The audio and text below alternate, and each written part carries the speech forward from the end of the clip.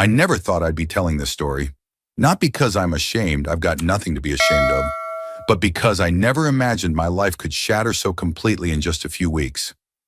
My name is Michael Harrison. 2 months ago, I had what most would call the perfect life. A beautiful wife named Elizabeth, two amazing kids, Lily, 14, and Josh, 11. A thriving marketing firm in downtown Chicago, and a house in the suburbs that we'd spent years turning into our dream home. We'd been married for 16 years. 16 years of building a life together, of morning kisses, family vacations, and whispered promises in the dark. Or so I thought. It was a Tuesday evening when everything changed. I remember because I'd just closed a major deal with a new client, and I was planning to surprise Elizabeth with tickets to Aruba for our upcoming anniversary. She was away on what she'd told me was a 3-day marketing conference in Detroit. The kids were at my sister's for the night, and I was enjoying a rare quiet evening, going through some client files at the kitchen island. The doorbell rang at 9:47 p.m. I know the exact time because I checked my watch, wondering who would be visiting so late. 2 police officers stood on my doorstep, their expressions grave. "Mr. Harrison?" the taller one asked. "Yes," I replied, my stomach instantly nodding. "I'm Officer Williams, and this is Officer Daniels. May we come in? It's about your wife, Elizabeth." The world seemed to slow down as they told me Elizabeth was in Northwestern Memorial Hospital. She'd been found severely injured in a hotel room in Chicago, not Detroit, after what they described as a violent altercation. "But that's impossible," I said, my voice sounding distant even to my own ears. "She's at a conference in Detroit." The officers exchanged a look I would come to recognize all too well in the coming days. That mixture of pity and discomfort that comes from knowing something terrible that you don't yet know. "Sir, we believe it's best if you come to the hospital. The doctors can explain her condition, and there are some other matters that need to be addressed." I grabbed my keys and wallet, my hands moving automatically while my mind raced. What hotel in Chicago? Why wasn't she in Detroit? Was she going to be okay? The drive to the hospital was a blur. Officer Williams drove while I sat in the passenger seat, gripping my phone and trying to make sense of what was happening. I called my sister, asked her to keep the kids overnight, told her there had been an accident, but I didn't have details yet. As we pulled into the hospital parking lot, I noticed my hands were trembling. Not from fear exactly, but from the adrenaline of knowing I was about to walk into something that would change everything. "Do you know what happened to her?" I asked Officer Williams as we rode the elevator up to the 4th floor. He cleared his throat. "She was found in a hotel room at the Lakefront Hotel. There had been an altercation with a male companion." The words hit me like a physical blow. Male companion, not colleague, not friend, companion. At the hospital, a doctor met me in a private consultation room. Dr. Reeves was a woman in her 50s with tired eyes and a gentle voice. She explained that Elizabeth had multiple contusions, a broken wrist, and a concussion. "She's stable," Dr. Reeves assured me, "but she's heavily sedated right now." "The injuries are serious but not life-threatening." I exhaled, relief washing over me. What happened? Was it a robbery? Was she in the wrong place at the wrong time? Another one of those looks passed across her face. "Mr. Harrison, the police will need to discuss the circumstances with you. Detective Parker is waiting outside." Detective Parker was a stocky man with a close-cropped beard and eyes that seemed to miss nothing. He asked me to sit down, and that's when my world truly began to crumble. "Mr. Harrison, your wife was found in a room at the Lakefront Hotel. She was registered there with a man named Thomas Blackwood. Do you know him?" I shook my head slowly. "No, I don't think so. He's listed as an employee at Sterling Marketing Group, the same company where your wife works." My mind was processing the information with painful slowness. "She told me she was at a conference in Detroit." Detective Parker nodded, his expression careful. "According to hotel staff, your wife and Mr. Blackwood have been regular guests for the past several months, usually on Tuesday and Thursday evenings." The words hit me like physical blows. Regular guests, several months, Tuesday and Thursday evenings, the nights Elizabeth had her late client meetings or office happy hours. "What happened to her?" I managed to ask, my voice strangled. "From what we've gathered, she and Mr. Blackwood had an altercation. He claims she told him she wanted to end their relationship. He became violent. A hotel guest in the next room called security after hearing screaming and what sounded like furniture being thrown. I sat perfectly still, feeling the blood drain from my face. Where is he now? In custody. He's being charged with aggravated assault. The detective continued talking, explaining procedure, and asking if I had any questions, but I barely heard him. My mind was racing through memories, recontextualizing moments I had never questioned.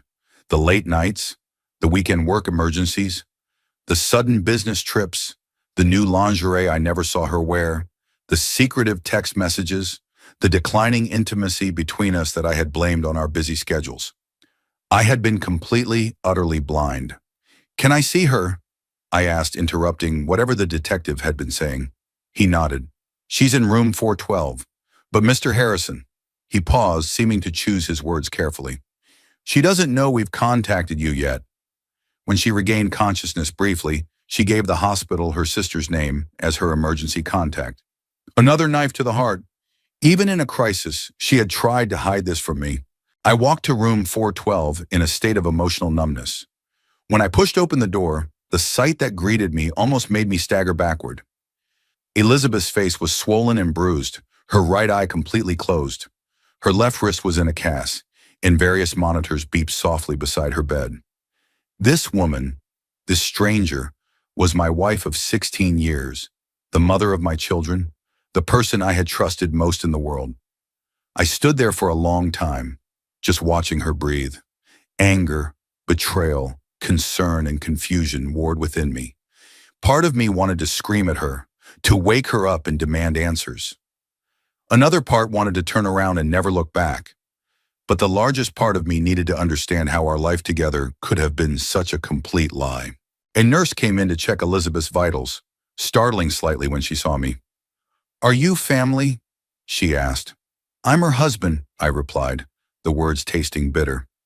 She gave me a sympathetic smile. "She'll probably sleep through the night with the medication she's on. You might want to go home and come back in the morning."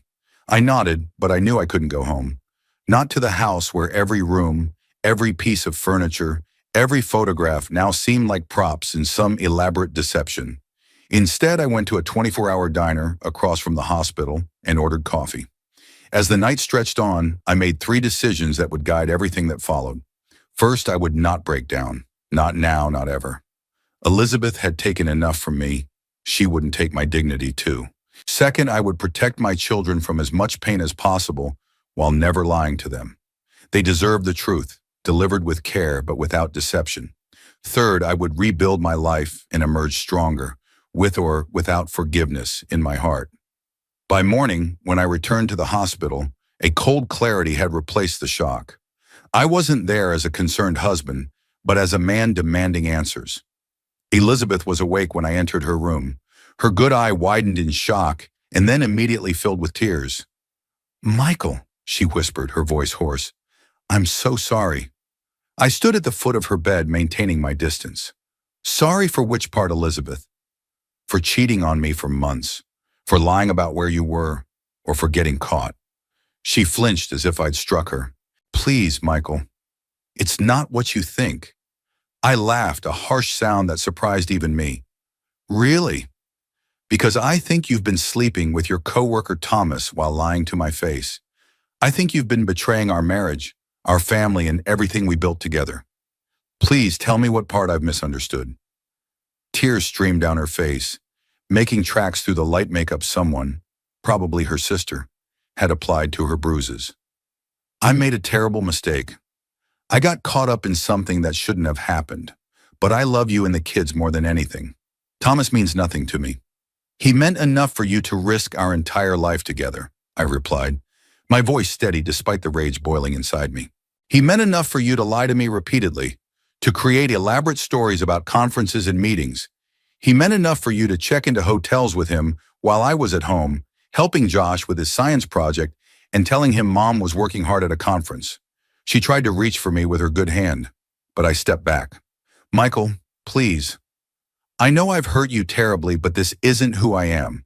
Thomas, he made me feel special, desired. Things between us had become so routine, So predictable. Stop, I cut her off, feeling physically ill. Don't you dare blame this on our marriage. If you were unhappy, you could have talked to me. We could have gone to counseling. You could have done 1,000 things before deciding to cheat. He hurt me, Michael, she whispered, gesturing to her injuries. When I told him I was ending it, that I couldn't do this anymore, he lost control. Doesn't that show you I was trying to make things right? I looked at her, this woman I had once believed I knew better than anyone else in the world. No, Elizabeth, it shows me you were trying to avoid consequences, and only after you got caught in a situation that spiraled out of your control. A nurse appeared in the doorway. Everything okay in here? I nodded tightly. I was just leaving. My wife needs her rest. As I turned to go, Elizabeth called after me, panic in her voice. Michael, please don't tell the kids. Please. Let me come home, and we can work through this together. I paused in the doorway, not looking back. They deserve better than lies, Elizabeth. So do I. The drive home was when the reality truly hit me. How would I tell Lily and Josh that their mother had been living a double life, that the foundation of our family had been built on deception? The thought of their pain made my hands grip the steering wheel so tightly my knuckles turned white. When I arrived home, I found my sister Katie waiting for me. She had brought the kids back from her house, but had told them only that their mother had been in an accident. Their faces were anxious as they bombarded me with questions. Is Mom okay? What happened? When can we see her? I hugged them both tightly, then asked Katie if she could give us some privacy. The look on my face must have told her how serious it was, because she squeezed my shoulder and left without question. I sat with Lily and Josh on the living room couch, taking a deep breath before speaking. Mom is in the hospital, and physically she's going to be okay, I began carefully. She has some injuries, a broken wrist, bruises, and a concussion, but she'll recover. Relief washed over their faces, but they could sense there was more. There's something else I need to tell you, and it's going to be hard to hear, I continued, my heart breaking for them. The reason Mom is in the hospital is complicated. She wasn't where she told us she would be. She was with another man, someone from her work.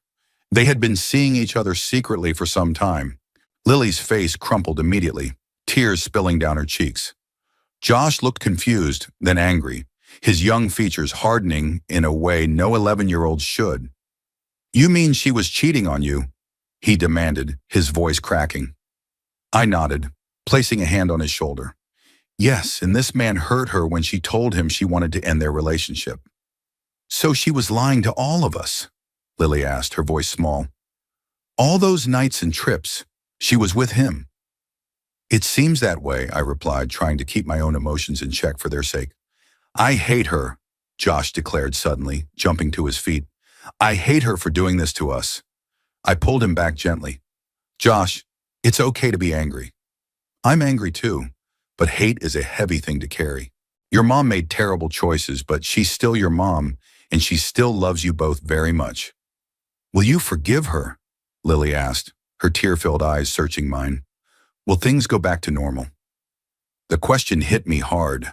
I could have given them false hope, told them everything would be fine, but I had promised myself no more lies in this family. I don't know what will happen between your mom and me, I said honestly, but I do know two things for certain. First, none of this is your fault, not one bit of it. And second, no matter what happens, I will always be here for you both. We'll get through this together. Josh threw his arms around me, burying his face in my chest. Lily joined the embrace, and we sat there holding each other as they cried. I held my own tears back, determined to be their rock in this storm. That night, after they had finally fallen asleep, Lily only after I let her take one of my old t-shirts to sleep in, and Josh only after extracting a promise that he wouldn't have to see his mother until he was ready. I sat alone in my home office with a glass of bourbon. I didn't drink it. Instead, I stared at the amber liquid, thinking about drowning my pain, about how easy it would be to fall apart. But that wouldn't help my children, and it certainly wouldn't help me. I poured the bourbon down the sink and made another decision. I would find out everything. No more surprises, no more blindsides. I needed the complete truth if I was ever going to move forward. The next morning, I called James Reynolds, a private investigator a client had once recommended. I was blunt about what I needed. I need to know everything about my wife's affair, how long it's been going on, where they went, what they did, who knew about it. I need hard evidence, not suspicions. James didn't ask why. He didn't offer platitudes or sympathy. He simply said, I'll need some basic information to start, and a retainer. When can we meet? 3 days later, while Elizabeth was still in the hospital, now calling my phone constantly, leaving tearful voicemails begging me to answer, James delivered his first report. The affair with Thomas Blackwood had been going on for 7 months, not several months, as the detective had said. They had regularly met at the Lakefront Hotel, but also at his apartment in Lincoln Park. They had taken weekend trips together to Wisconsin and Michigan, carefully disguised as work events or girls' trips with Elizabeth's friends. The evidence was meticulous and devastating. Credit card statements showing hotel charges, restaurant receipts for intimate dinners, text message logs with thousands of exchanges, though not the content. Even flight information for a weekend they had spent in New York, during which Elizabeth had told me she was at a marketing retreat in Philadelphia. There were photographs too. Elizabeth and Thomas entering the hotel together, holding hands in a park I didn't recognize, kissing in his car in the parking garage of her office building. Each image was like a knife, but I forced myself to look at all of them. This was the reality I hadn't been willing to see. There's more, James said, his voice careful. Do you want to know everything? I nodded, bracing myself. Based on interviews with hotel staff and some of your wife's co-workers, this wasn't Blackwood's first workplace relationship. He has a history of pursuing married women at the companies where he works. He's been at Sterling Marketing for just over a year, and in that time, there are rumors of at least one other affair before your wife. The information should have made me feel better, knowing Elizabeth had fallen prey to a practiced predator. But instead, it only raised more questions. Had she been so easily seduced? Had our marriage meant so little to her? There's something else, James continued. The night your wife was injured, she wasn't ending the relationship. According to a bartender I spoke with, they were arguing because Blackwood had been seen with another woman, a new account executive who started at Sterling last month. The revelation landed like a physical blow. Elizabeth had lied even about trying to end the affair. She hadn't been injured while trying to do the right thing. She'd been injured during a lover's quarrel over another woman. I thanked James, paid him, and asked him to continue his investigation. I wanted to know everything, every lie, every deception, every person who might have known and said nothing. That afternoon, Elizabeth's sister Olivia showed up at my door unannounced. I hadn't spoken to her or any of Elizabeth's family since the incident. Michael, we need to talk, she said, attempting to push past me into the house. I blocked her entry. Whatever you have to say, you can say it here. Her eyes narrowed. Elizabeth is being discharged tomorrow. She needs to come home to be with her family to heal, both physically and emotionally. This isn't her home anymore, I replied calmly. Olivia's face flushed with anger. You can't be serious. After 16 years of marriage, you're throwing her away because of one mistake. I laughed humorlessly. One mistake. She had a 7-month affair, Olivia. She lied to me and our children countless times. She created elaborate stories to cover her deception. That's not one mistake. That's hundreds of deliberate choices. People make bad decisions when they're unhappy, she countered. Maybe if you had paid more attention to her. Stop right there, I cut her off, my voice dropping dangerously low. Don't you dare try to blame me for her actions. Elizabeth is an adult who made her own choices. She loves you, Michael. She made a horrible error in judgment, but she wants to make it right. Doesn't your marriage vow mean anything? For better or worse. Those vows also included fidelity, I pointed out, and respect, and honesty, all of which she discarded for 7 months. Olivia's expression shifted to one of concern. What about the kids? They need their mother. They need truth and stability. Elizabeth shattered both. And yes, they absolutely need their mother, but I won't force them to pretend everything is fine when it isn't. You've always been cold, Michael, she spat, always so logical and controlled. Maybe that's why she looked elsewhere, for someone who could show real emotion. The accusation stung, but I refused to let it show. You should go, Olivia, and you can tell Elizabeth she can stay with you while we figure out next steps legally. Legally, You're already talking to lawyers. I will be, I confirmed, and I suggest she does the same. After Olivia left, I stood on the porch for a long time, replaying her words. Had I been cold? Had I driven Elizabeth to seek comfort elsewhere? The doubts crept in, threatening the clarity I had fought so hard to maintain. But then I remembered the photographs, the evidence of Elizabeth's calculated deception, and my resolve strengthened. This wasn't about my failings as a husband. This was about Elizabeth's choices and their consequences. The next day, I received a call from Elizabeth's boss, Richard Sterling himself. I had met him several times at company functions, always finding him to be professional if somewhat detached. Michael, I wanted to reach out personally about this terrible situation, he began, his voice grave. First and foremost, to express my sincere regrets about what has happened. I appreciate that, Richard, I replied, wondering what his angle was. I want you to know that Thomas Blackwood has been terminated, effective immediately. We have a strict policy against workplace relationships, especially between managers and their subordinates, which he violated repeatedly. That was news to me. Thomas was Elizabeth's manager. There was a pause. Yes, for the past year. He was the senior account director overseeing her team. Did you not know that? Another piece of the puzzle clicked into place. All those times Elizabeth had complained about her micromanaging boss, the late nights she claimed were demanded by her unreasonable superior. She had been talking about her lover. We're also offering Elizabeth a generous severance package, Richard continued. While her involvement violates our policies as well, we recognize that there was a power dynamic at play, and we want to handle this situation with appropriate sensitivity. I could read between the lines. They were worried about a lawsuit, about the PR nightmare if this became public. I understand, I said, and I appreciate your call. After hanging up, I contacted my attorney, Samuel Whitaker. I had used Sam for business matters over the years, but never for anything personal.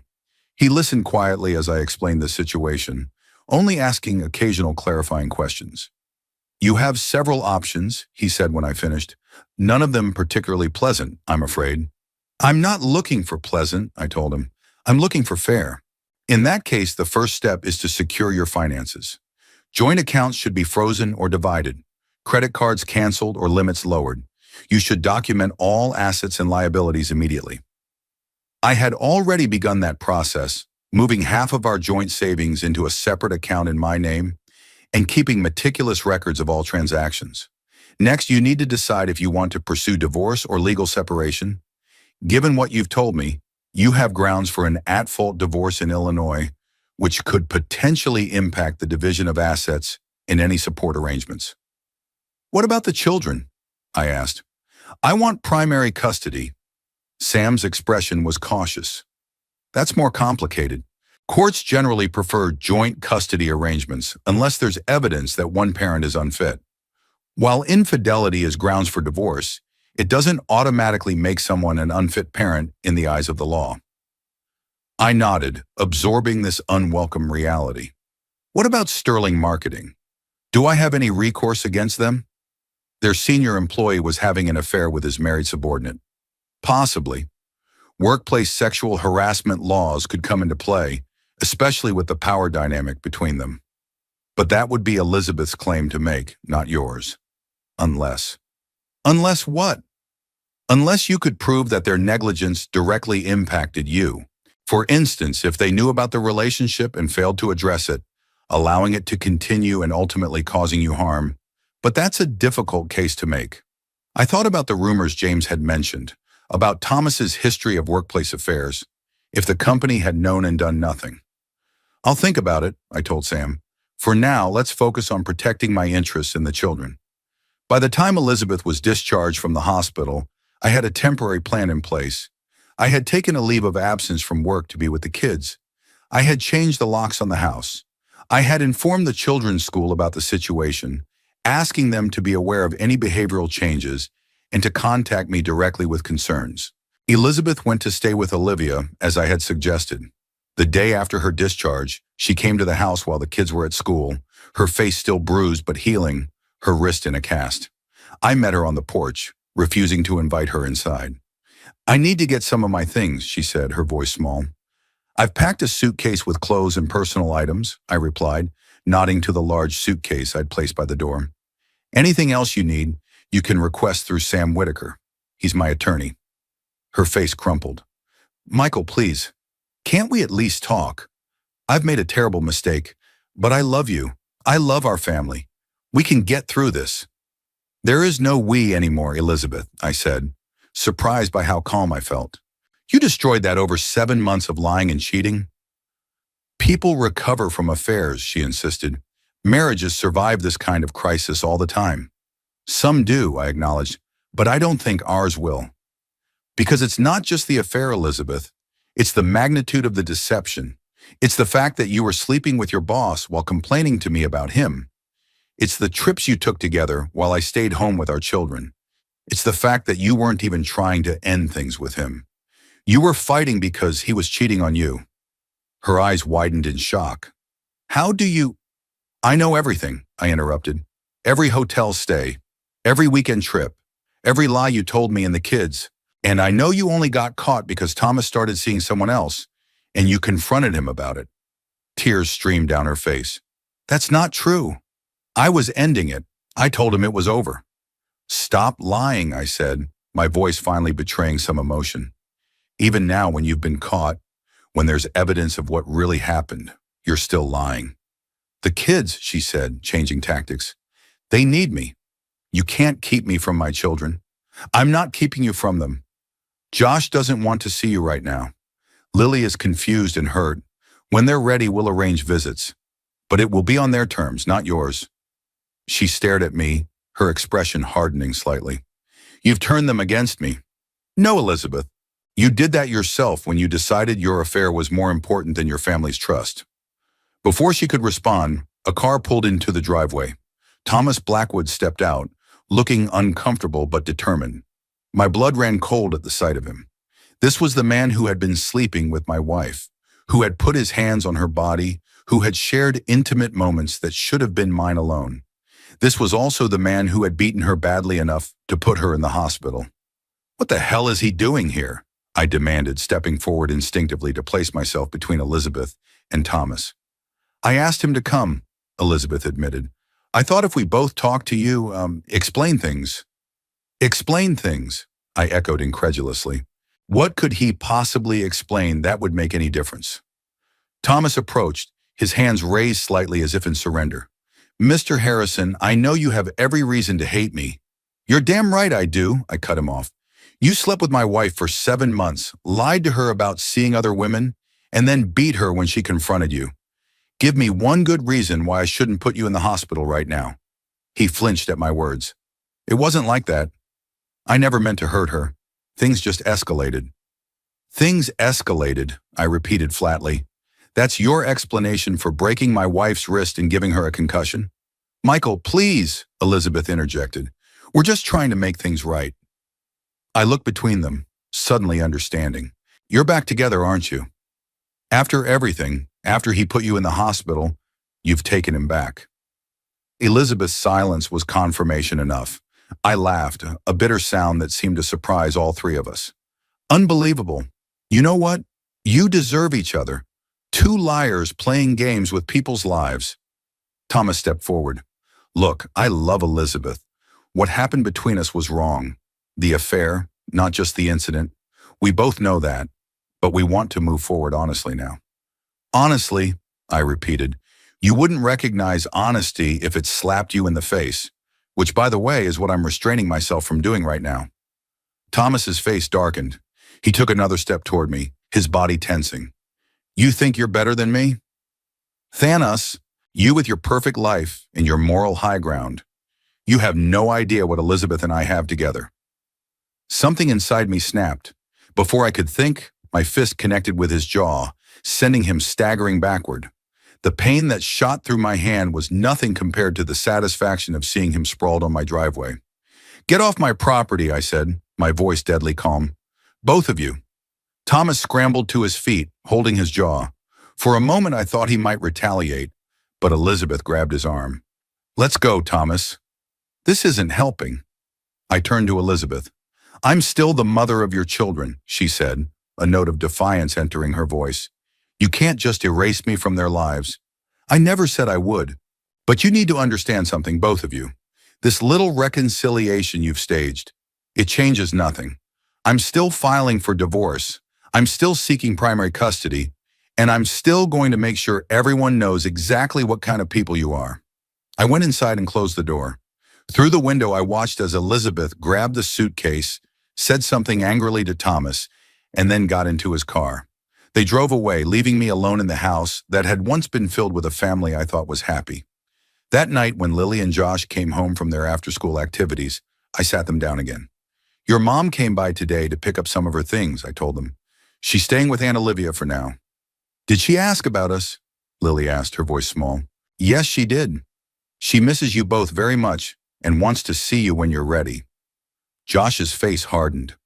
I'm not ready. I don't know if I'll ever be ready. I put an arm around his shoulders. That's okay, buddy.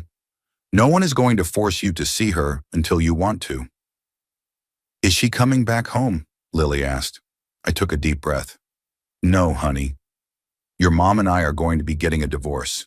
That means we won't be married anymore, and we won't be living together. Lily's eyes filled with tears, but she nodded as if she had expected this answer. Josh leaned into me, his body rigid with tension. There's something else you should know, I continued, deciding they deserved the full truth. The man your mom was seeing, Thomas, he was at the house today too. The guy who hurt her. Josh asked, his voice rising. Why would she be with him after he did that to her? I chose my words carefully. Sometimes adults make complicated choices that are hard to understand.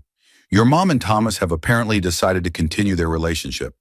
That's messed up, Josh declared. It is what it is, I replied. But here's what I want you both to remember. None of this is your fault, not one bit of it, and nothing that's happening changes how much your mom and I love you. But everything is changing, Lily said, tears now streaming down her face. Our whole family is broken. I pulled her close. Some things are changing, yes, but my love for you isn't. My commitment to being the best dad I can be isn't. We're still a family, just a different kind than before. I held my children as they processed this new reality, wondering how we had arrived at this point and where we would go from here. The next few weeks were a blur of legal meetings, therapy appointments for the kids, and attempting to maintain some semblance of normalcy. Elizabeth made multiple attempts to see the children, but Josh remained adamant in his refusal, and Lily was hesitant, agreeing only to a supervised lunch at a restaurant. I didn't attend that lunch, having arranged for my sister Katie to accompany Lily instead. When they returned, Lily was quiet and withdrawn. How did it go? I asked gently after Katie had left. Lily shrugged, picking at a loose thread on her sweater. Weird. Mom kept crying and saying how much she missed us. She had Thomas with her, even though Aunt Katie told her not to bring him. My jaw tightened. Thomas was there. That wasn't the agreement. He waited in the car mostly, but he came in at the end to say hi. Lily's expression was troubled. He tried to act all nice, telling me how much Mom talks about me and Josh. I didn't like it. I took a deep breath, tamping down my anger. I'm sorry that happened, Lily. It won't happen again. Mom said she's going to fight for us, Lily continued, her voice small. She said you're turning us against her, and she's not going to let you keep us from her. The words sent a chill through me. Not because I was afraid of losing custody. I had confidence in my attorney and in the evidence we had gathered. But because Elizabeth was clearly willing to put the children through a messy custody battle rather than respect their feelings. Your mom loves you, I said carefully, and she's hurting right now. Sometimes when people are hurting, they say things they don't mean. Lily looked up at me, her eyes wise beyond her 14 years. I think she meant it, Dad. The next day I received legal papers informing me that Elizabeth was countering my petition for primary custody with one of her own, claiming I was alienating the children from her and creating a hostile environment. She was also seeking half of my business assets, claiming she had contributed significantly to my success through her support over the years. Sam called shortly after the papers arrived. This is just the opening salvo, he assured me. She doesn't have a strong case for primary custody, especially with the evidence of her affair and the ongoing relationship with the man who assaulted her. As for the business assets, we can demonstrate that your company was established before the marriage and has been maintained separately. What about the alienation claim? I asked. It's standard in cases like this, Sam explained, but the children are old enough that the court will take their preferences into account, especially Josh. The fact that you've already enrolled them in therapy and are following professional recommendations for handling the situation will work in your favor. Despite Sam's reassurances, the legal battle became increasingly ugly. Elizabeth's attorney, a sharp-tongued woman named Victoria Winters, painted me as an emotionally distant workaholic who had driven Elizabeth to seek comfort elsewhere. She submitted affidavits from Elizabeth's friends and family members, all testifying to my alleged coldness and neglect. In response, Sam gathered statements from my friends, colleagues, and even the children's teachers, all attesting to my involvement in the kids' lives and my reputation as a dedicated father. We also submitted the private investigator's report, complete with photographs and detailed timelines of Elizabeth's deception.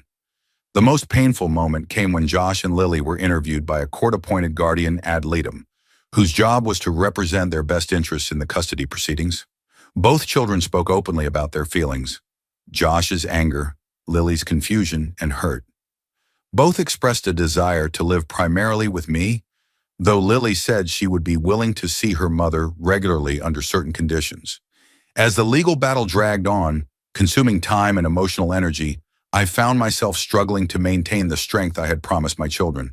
Late at night, after they were asleep, I would sit in my office, staring at old family photographs and wondering how something that had seemed so perfect could disintegrate so completely. It was during one of these moments of reflection that I received a call from an unknown number. Mr. Harrison, this is Sarah Mitchell. I used to work at Sterling Marketing with your wife. I didn't immediately recognize the name. How can I help you, Miss Mitchell? Actually, I think I might be able to help you, she replied. I left Sterling 6 months ago, but I was there when Thomas Blackwood was hired. I think there's something you should know. Sarah explained that Thomas had been fired from his previous job for inappropriate relationships with married coworkers. Sterling Marketing had been aware of this. It had come up in his background check, but had hired him anyway because of his impressive client portfolio. Richard Sterling knew, I asked, thinking back to my conversation with Elizabeth's boss. Not just knew, Sarah confirmed. He explicitly told HR to ignore the red flags because Thomas was bringing in a major pharmaceutical client. This was exactly the kind of negligence Sam had mentioned might give us leverage. Would you be willing to make a statement to that effect? Officially, for the court. There was a pause. That's why I'm calling. I've been following your case. News travels fast in the industry. What happened to your family wasn't right, and Sterling Marketing's hands aren't clean. The next day, I forwarded Sarah's statement to Sam, who immediately recognized its significance. This changes things, he said. We now have evidence that Sterling Marketing knowingly employed someone with a history of workplace sexual misconduct, putting your wife and other employees at risk. We can add the company to your suit, claiming their negligence contributed to the destruction of your marriage. It was a turning point in the case. Once Sterling Marketing was named in the lawsuit, their attorneys reached out immediately, seeking a private settlement. They offered a substantial sum in exchange for a non-disclosure agreement and removal of the company from the suit. After careful consideration and discussion with Sam, I accepted the settlement. Not for the money, but for the vindication it represented. The company's willingness to pay was an admission of culpability, an acknowledgement that they had played a role in the destruction of my family. News of the settlement reached Elizabeth and Thomas quickly. The next day, I received a tearful call from Elizabeth. How could you do this? She demanded. Sterling Marketing is firing Thomas because of your lawsuit. They say he's a liability now. Actions have consequences, I replied simply. His, yours, and the company's. You're systematically destroying everything in my life, she accused. First our marriage, then my relationship with my children, now my career and Thomas's. The accusation was so backwards, so detached from reality, that I actually laughed. Elizabeth, listen to yourself. You destroyed our marriage with your affair. You damaged your relationship with the children by betraying their trust. You put your career at risk by sleeping with your boss. None of that was my doing. You never loved me, she said bitterly. Not really. If you had, you would have fought for our marriage instead of throwing it away. I loved you more than you will ever know, I corrected her, my voice steady despite the pain her words caused. I loved the woman I thought you were, but that person doesn't exist, and I respect myself too much to fight for a lie. After hanging up, I felt a strange sense of closure. Elizabeth's inability to take responsibility for her actions confirmed that I was making the right decision in moving forward without her. The custody battle ended more quickly than anticipated. Faced with the evidence we had gathered and the children's clear preferences, Elizabeth's attorney advised her to accept a joint custody arrangement with primary physical custody granted to me. She would have the children every other weekend and one evening per week for dinner, with additional time during school holidays. On the day the divorce was finalized, I sat in the courtroom watching Elizabeth sign the papers, her face a mask of resignation. Thomas was not present. Their relationship had apparently ended shortly after he lost his job, a fact that surprised me only in its predictability. As we left the courthouse, Elizabeth approached me one last time. I know you won't believe me, but I am sorry, Michael. For all of it. I looked at her, this woman who had once been the center of my world, and felt a complex mixture of emotions. Anger, sadness, but primarily a deep weariness. I believe that you're sorry it ended this way, I replied, but I'm not sure you're sorry for the choices that led us here. She didn't argue, which was perhaps the most honest thing she had done in months. What will you tell the kids? She asked.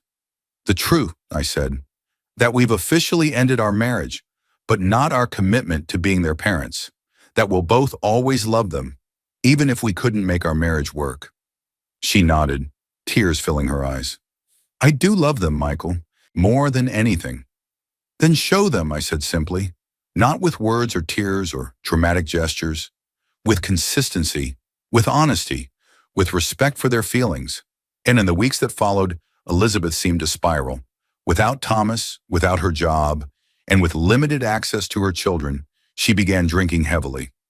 Several times she showed up for her scheduled visits with the kids, clearly intoxicated, forcing me to turn her away at the door. One night, about 2 months after the divorce was finalized, I received a call from Olivia. Michael, I'm worried about Elizabeth, she said, her voice tense. She's been drinking a lot, and she's talking about how she's ruined everything, how she has nothing left to live for. Despite everything, my heart clenched with concern. Has she threatened to hurt herself? Not explicitly, but she's in a dark place. I think she needs professional help. I sighed. I'll call her therapist.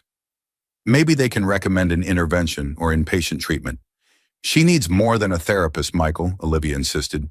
She needs her family. She needs to know she hasn't lost everything. I can't give her what she wants, Olivia. I can't undo the divorce or pretend the affair never happened. You don't have to take her back to show some compassion, she snapped. If anything happens to her, how will you explain that to your children? The accusation stung, but I refused to be manipulated. Don't put that on me. Elizabeth is an adult responsible for her own choices. I'll reach out to her therapist, but that's all I can offer. I did call Dr. Matthews, Elizabeth's therapist, who thanked me for the information and promised to follow up immediately. I thought that would be the end of it, that Elizabeth would get the help she needed and eventually find a way forward. 3 days later, at 2:17 a.m., my doorbell rang. I stumbled downstairs, bleary-eyed and confused, to find 2 police officers on my doorstep. My heart dropped. It was a scene too familiar, too reminiscent of that first night when everything had changed. Mr. Harrison? The female officer asked. Yes, I replied, already knowing something terrible had happened. I'm Officer Miller, and this is Officer Rodriguez. May we come in? It's about your ex-wife, Elizabeth Harrison. I led them into the living room, grateful that the kids were asleep upstairs. What's happened? Officer Miller's expression was gentle but grave. I'm very sorry to inform you that Ms. Harrison was involved in a single-vehicle accident earlier tonight. Her car went off the road on Lakeshore Drive and struck a concrete barrier. Is she okay? I asked, though I already knew the answer from their expressions. She did not survive the crash, sir. The paramedics pronounced her dead at the scene. I sat down heavily, the news hitting me with physical force. Despite everything that had happened between us, despite the pain and betrayal, I had never wished this kind of harm on Elizabeth. The initial investigation suggests she was intoxicated, Officer Rodriguez added. Her blood alcohol level was well over the legal limit. Were there any other vehicles involved? I asked, trying to process the information. No, sir. Just hers. She was traveling at a high rate of speed when she lost control of the vehicle. They continued talking, explaining procedures, and asking if there was someone who could help me notify next of kin, but I barely heard them. My mind was racing with thoughts of Lily and Josh, of how I would tell them their mother was gone, of how this final, irreversible act would shape their understanding of her.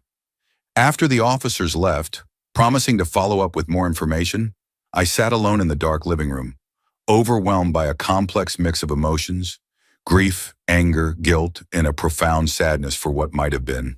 The next morning before the kids woke up, I received a call from Olivia. She was devastated, her voice barely recognizable through her sobs. They found a note, she said, in her apartment. The police gave it to me, but I think you should see it. It's addressed to you and the kids. I went to Olivia's house immediately. She handed me an envelope without meeting my eyes. Inside was a single sheet of paper covered in Elizabeth's handwriting, the letters uneven and slanting, evidence of her intoxication when she wrote it. Michael, Lily, and Josh, I know words can never undo what I've done or heal the pain I've caused. I've tried to find a way forward, to rebuild something from the ashes of what I destroyed, but I can't seem to escape the weight of my mistakes. Michael, you were right about everything. Our marriage wasn't perfect, but it was good and real and worth fighting for. I threw it away for something hollow and destructive. Thomas never loved me, I see that now. But even if he had, it wouldn't have justified what I did to you and our children. You deserved better than my lies and betrayal.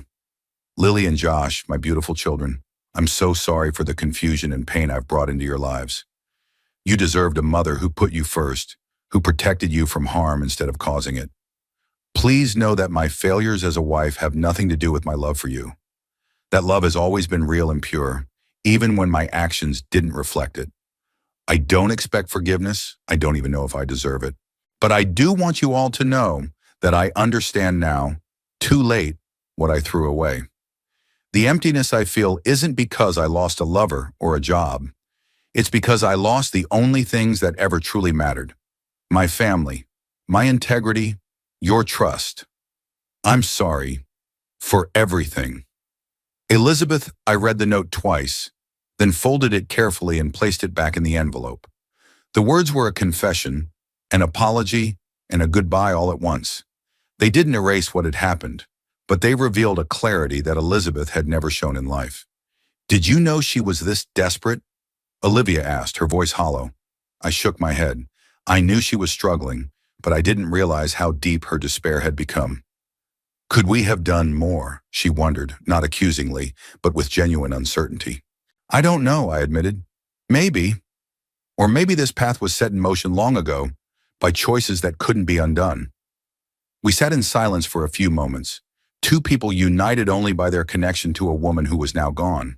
How will you tell the children? Olivia finally asked. I took a deep breath.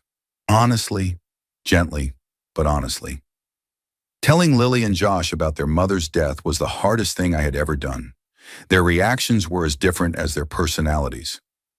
Lily collapsed in tears, while Josh went completely silent, his face a mask of shock and confusion. Was it? Did she do it on purpose? Lily asked through her tears. I chose my words carefully. The police believe it was an accident caused by her drinking. But she left a note that suggests she was in a very dark place emotionally. Can we read it? Josh asked, his first words since I'd broken the news. Yes, I said, when you're ready. It's for you as much as it was for me. The days that followed were a blur of funeral arrangements, condolence calls, and trying to support my children through their grief. Elizabeth's death had transformed her in their eyes, no longer just the mother who had betrayed their trust, but now a tragic figure whose mistakes had led to her destruction. At the funeral, I stood with Lily and Josh, accepting condolences from friends, family, and colleagues who didn't know the full story. Thomas Blackwood did not attend, a small mercy for which I was grateful. As we stood by Elizabeth's grave during the final prayers, I felt Lily slip her hand into mine. "Dad," she whispered, "are you okay?" I looked down at my daughter, struck by her concern for me even in her own grief. "I'm focused on you and Josh right now." "But you lost someone too," she insisted, "even after everything." Her insight brought unexpected tears to my eyes. "Yes, I did. I lost the woman I married, the mother of my children, the future we had planned together. And even though things ended the way they did, it's still a loss." Josh, overhearing our conversation, moved closer. "Do you think she really meant what she wrote in the note? That she was sorry?" I put my arm around his shoulders. "I do. I think in those final days she saw things clearly for the first time in a long while." "I wish she had seen them sooner," he said, his voice cracking, "before everything fell apart." "Me too, buddy," I replied. "Me too." In the months that followed, we found a new rhythm to our lives, one shaped by loss but not defined by it. The kids and I attended grief counseling, both individually and as a family. We talked about Elizabeth often, remembering the good times while acknowledging the painful end. One evening, about 6 months after the funeral, I found Lily sitting on our back porch, looking at old family photos on her phone. "You know what's weird?" she said as I sat down beside her. "I'm starting to forget what her voice sounded like." I nodded. "That happens. But you'll never forget who she was to you. The good parts, along with the rest." "Do you think she ever found peace at the end?" It was a question I had asked myself many times. I hope so. Her notes suggested she had found clarity, if not peace. Sometimes understanding our mistakes is the closest we can come to making peace with them. Lily leaned her head against my shoulder. "I miss who she used to be, before all of this." "Me too," I admitted, "but I'm grateful for what we still have. Each other." As we sat there in comfortable silence, watching the sun set over our backyard, I reflected on the journey that had brought us here. Elizabeth's betrayal had shattered our family, and her death had complicated our healing. But in the midst of the pain and loss, we had found resilience, truth, and a deeper appreciation for the fragility of human connection. My wife had cheated and ended up in the hospital. Everyone had asked me to forgive her, but my journey had never been about forgiveness. It had been about truth, about protecting my children, about finding a way forward with dignity and integrity. In the end, Elizabeth had faced the consequences of her actions in the most tragic way possible. And while I would never have wished that outcome on her, I had learned that some breaks can't be mended, some trust can't be rebuilt, and some choices change the course of our lives forever. But I had also learned that even after such profound loss and betrayal, life continues. And with enough courage and honesty, so can we.